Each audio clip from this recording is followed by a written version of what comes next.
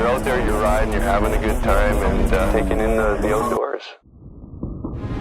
The fight isn't over. The fight is just beginning.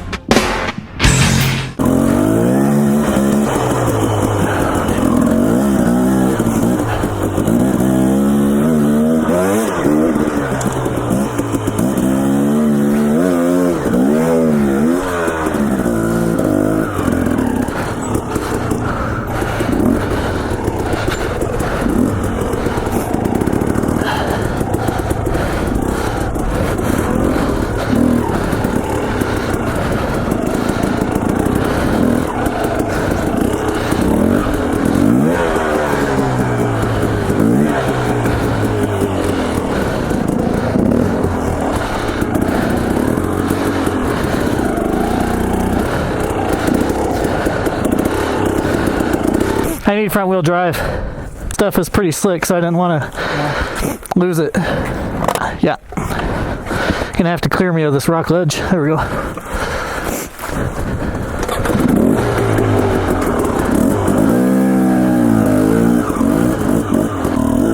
What's going on, guys? This is Carl with the Racer Red channel. I'm out here riding the desert a little bit. Riding the natural terrain, which is sometimes pretty brutal. This time of year, everything is a little bit frozen over, so it makes it even more unpredictable. We actually had to turn back earlier because it was just too icy.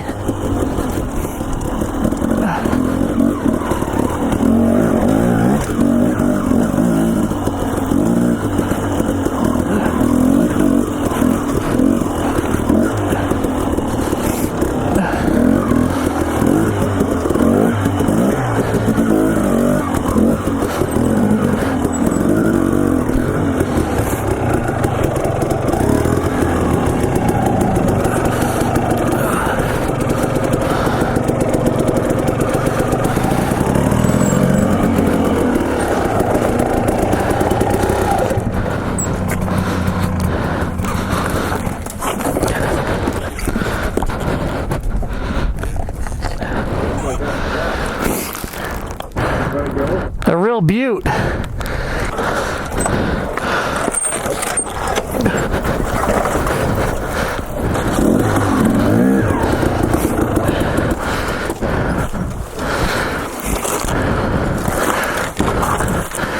Able to get it straight.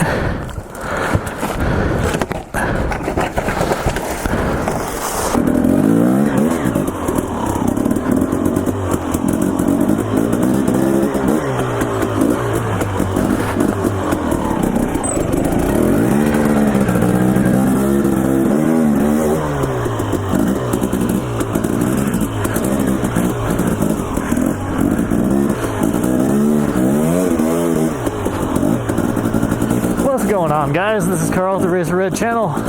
Just riding a canyon here. One of the better canyons around for winter riding. That's the thing about Idaho, is there's plenty of stuff to ride in the wintertime, especially when the weather is somewhat mild. However, some of these canyons certainly have some ice on them, and that makes things difficult. But in this particular canyon, things get really narrow, and that's the most difficult thing about it. The bike is running pretty bad right now, simply because it's cold. I need to let it warm up a little bit.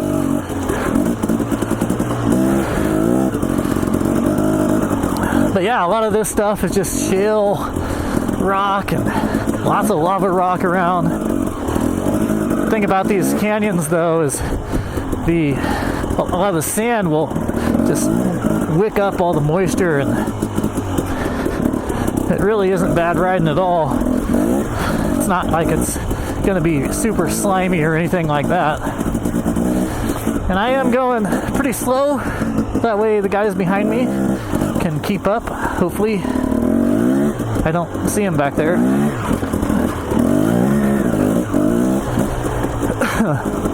That was a little bit sketchy. Alright, well this, I don't know what to do. I think I might go this way.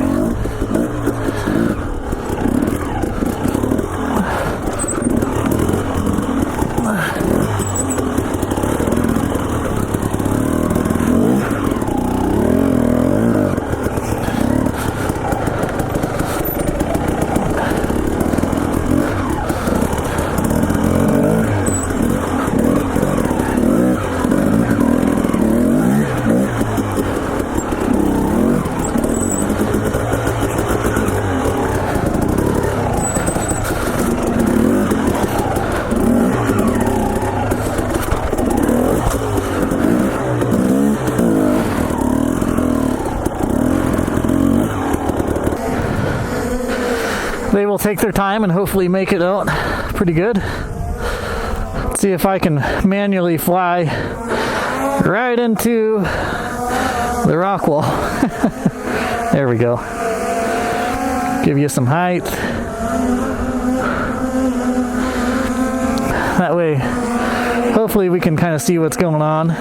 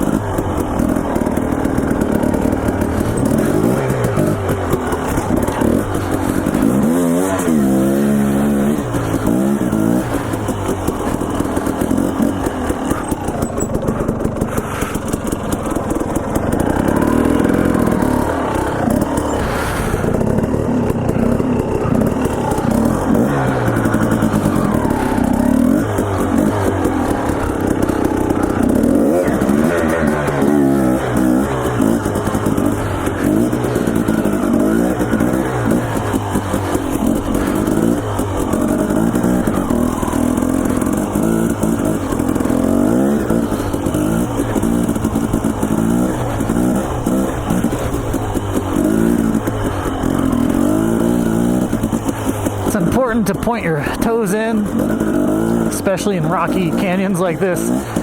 Lots of rocks hide right behind this sagebrush. They're just waiting to take you out.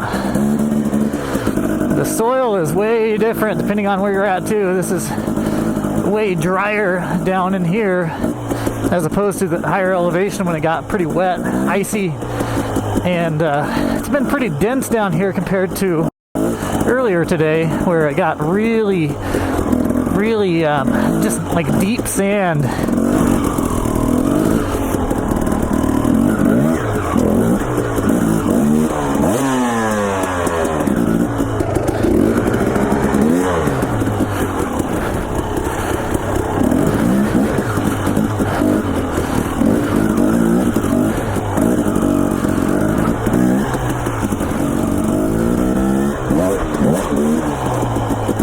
I could have hit that with some momentum, but that wouldn't have been a good choice to try to slide down.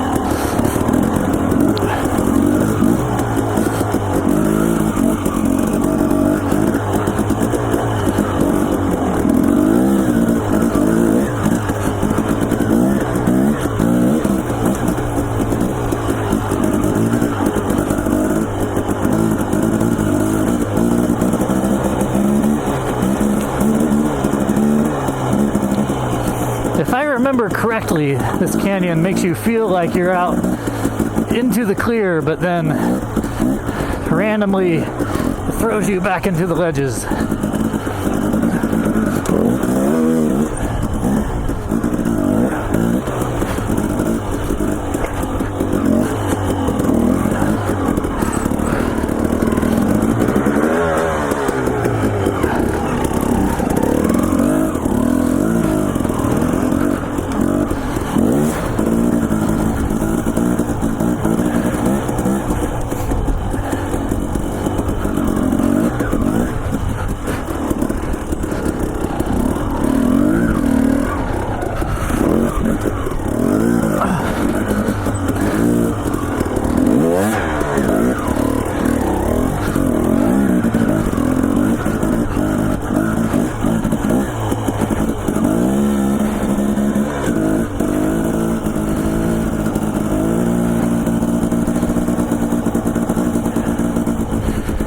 the temperature is pushing about 40 degrees or 50 degrees. I think it's closer to 50 actually, which is very nice considering it's been really cold this year.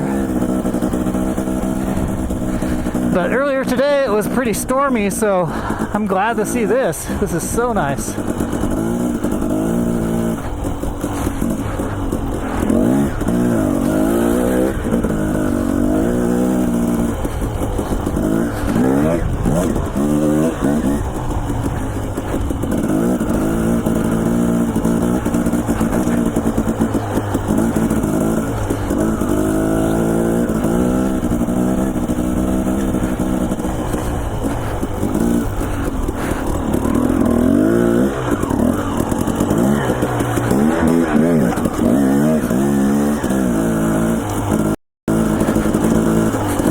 Back into the canyon here. Beautiful scenery around me. This rock just is so diverse.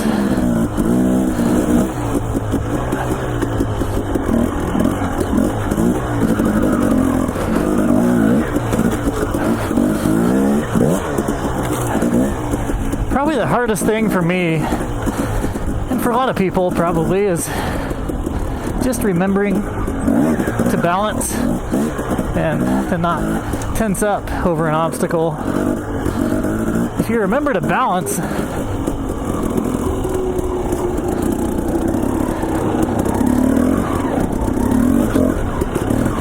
that's just a huge thing.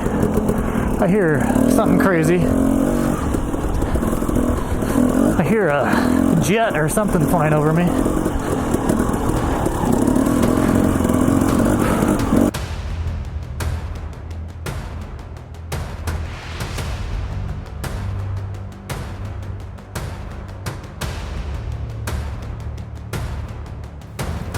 What's going on, guys? This is Carl, the Racer Red channel. I'm doing a voiceover from here on out because my audio cut out during this ride. So I'm just doing this without really a topic to talk about other than just the ride and whatever comes to mind. So anyways, yeah, I'm hitting some rocks here, jumping over stuff. I think, like I was talking about earlier in the video, it's really hard to stay loose over that stuff, but it is so important. I think once the fear factor, comes into your mind and you start to tense up, that's kind of the natural response, is just to tense up when you're over stuff like that. So the more you can get over stuff like that and put yourself in that situation, the looser you're going to be, for me at least. And I know that it's helping out quite a bit just to be in this stuff more and more.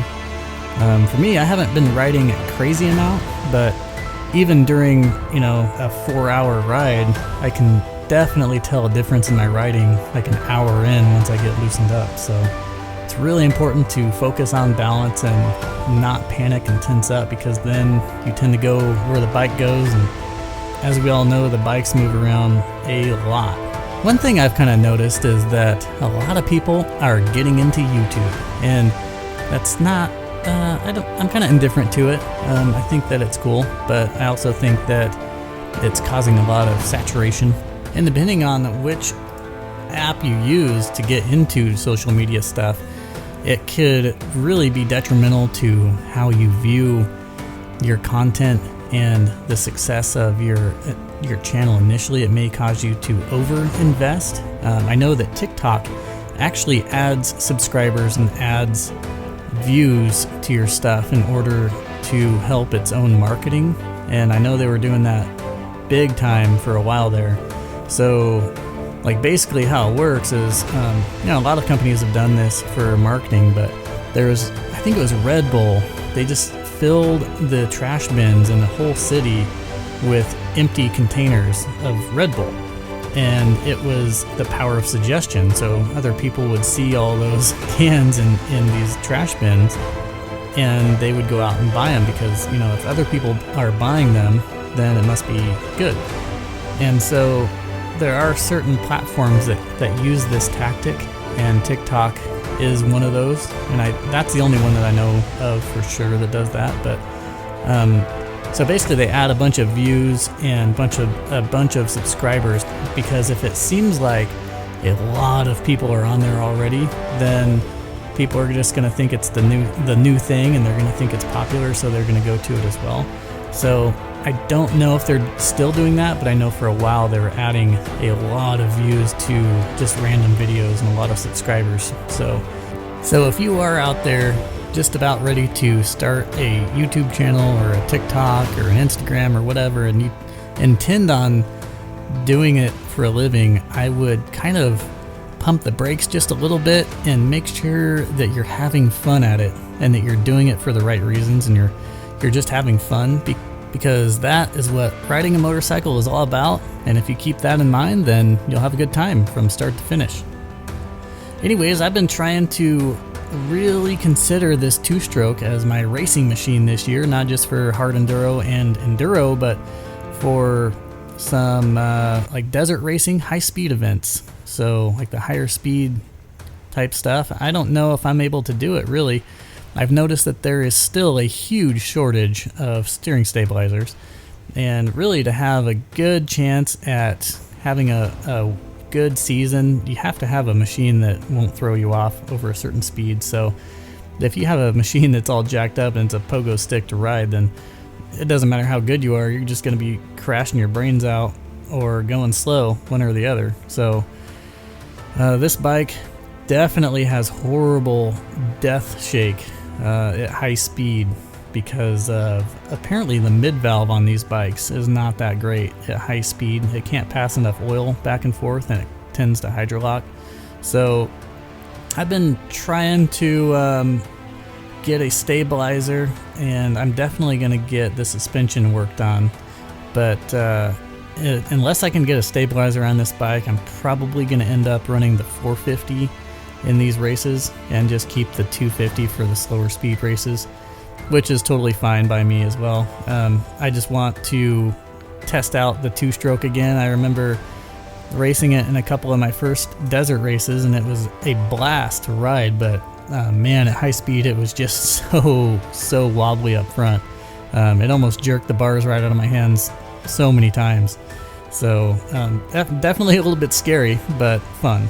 And generally speaking, I really enjoy riding the two-stroke. It's so lightweight, and I really like how they feel, how you can compress the suspension, catch that energy, and just wheelie it around and hop, and you can just have that explosion of power using the clutch, which you can do with a four-stroke as well. But with these two-strokes, you have that real lightweight feel, and there's nothing quite like it. So it would be fun to run it in at least a couple races, but right now it looks like I've changed my mind, and I'm actually going to be running the four-stroke again. So there's nothing wrong with that bike either. I really love riding that one as well, especially in the sand washes. So it just has a way of getting up on top of the sand and just being a rocket ship up there. Anyways, guys, I'm glad you came and watched the video, and I will catch you on the next one. Peace.